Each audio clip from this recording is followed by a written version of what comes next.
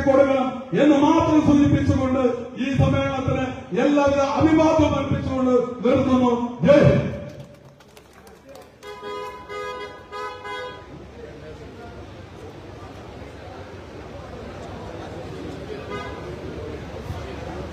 രണ്ടു വാക്കിൽ ഈ സമ്മേളനത്തെ അഭിസംബോധന ചെയ്യുന്നതിന് വേണ്ടി KPCC മെമ്പറും യൂത്ത് കോൺഗ്രസിന്റെ സംസ്ഥാന ജനറൽ സെക്രട്ടറിയുമായ ശ്രീ അബ്ദുൽ ബഷീദിനെ ക്ഷണിക്കുന്നു. അദ്ദേഹം ഈ യോഗത്തെ അഭിസംബോധന ചെയ്യുകയും ഈ യോഗത്തിന് ഔപചാരികമായി നന്ദി അർപ്പിക്കുകയും ചെയ്തു.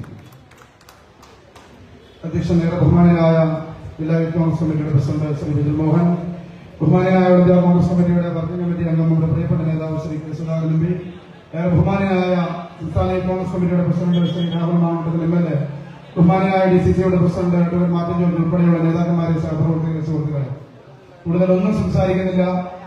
കഴിഞ്ഞ കുറെ നാളുകളായി മലപ്പെട്ടത്ത് നിലനിൽക്കുന്ന സംഘർഷാവസ്ഥയെക്കുറിച്ച് ഈ നാടിന് നല്ല ബോധ്യമുണ്ട്. ബഹുമാന്യരായ നേതാക്കന്മാരെല്ലാം സൂചിപ്പിച്ചതുപോലെ ഇത് ജനാധിപത്യത്തിന് വേണ്ടി നമ്മൾ നടത്തിയ ഒരു തീർത്ഥയാത്രയാണ്, ഒരു ശാന്തി യാത്രയാണ്. സ്വാതന്ത്ര്യാനന്തര ഭാരതത്തിൽ ഇന്നേ വരെ ബൂത്തിൽ ഇരിക്കാൻ ഇന്ത്യൻ നാഷണൽ കോൺഗ്രസിനും ഐക്യജനാധിപത്യ മുന്നണിക്കും സ്വാതന്ത്ര്യം ലഭിക്കാത്ത മണ്ണാണ് ഈ മലപ്പെട്ടത്തിന്റെ മണ്ണ്. ഈ മണ്ണിൽ കഴിഞ്ഞ പാർലമെന്റ് തെരഞ്ഞെടുപ്പിലും അതിനു മുമ്പ് നിയമസഭാ തെരഞ്ഞെടുപ്പിലും അതിനു മുമ്പ് നടന്ന ഒരു തെരഞ്ഞെടുപ്പിൽ പോലും ഒരു ബൂത്തിൽ പോലും നമ്മളെ ജനാധിപത്യപരമായി ഇരിക്കാൻ സമ്മതിച്ചിട്ടില്ല എന്ന് മാത്രമല്ല, നൂറുകണക്കിന് യൂത്ത് കോൺഗ്രസിന്റെ പ്രവർത്തകർക്ക്, മുസ്ലിം ലീഗിന്റെ പ്രവർത്തകർക്ക്, UDFന്റെ പ്രവർത്തകർക്ക് ശാരീരികമായ കായികമായ ആക്രമണം ഈ മണ്ണിൽ നിന്ന് ഏറ്റുവാങ്ങേണ്ടി വന്നതിന്റെ ഏറ്റവും ഒടുവിൽ തെളിയാണ് പ്രിയപ്പെട്ട സനീഷ് ചെയ്ത തെറ്റ് എന്താണ് എന്ന് ഇവിടെ വിളിച്ചു പറയാൻ വാർത്തകളുള്ള ഒരു CPM അംഗങ്ങൾ ഇവിടെയില്ല. 16 വർഷക്കാലം നീണ്ട 15 വർഷക്കാലം ആർമിയിൽ ഈ രാജ്യത്തിന് സേവനം ചെയ്ത ഒരു സൈനികൻ റിട്ടയർമെന്റ് ലൈഫിൽ ഈ നാടിനകത്ത് ഒരു പൊതുപ്രവർത്തനവുമായി കടന്നു വന്നപ്പോ കോൺഗ്രസിന്റെ പ്രവർത്തകനായി ഒരൊറ്റ കാരണത്താൽ ഈ നാട്ടിൽ നടക്കുന്ന അഴിമതിയെക്കുറിച്ച് കമ്മ്യൂണിറ്റി ഹാളുമായി ബന്ധപ്പെട്ട് ഞാൻ വിശദീകരിക്കുന്നതിന്റെ സമയക്കുറവുണ്ട്.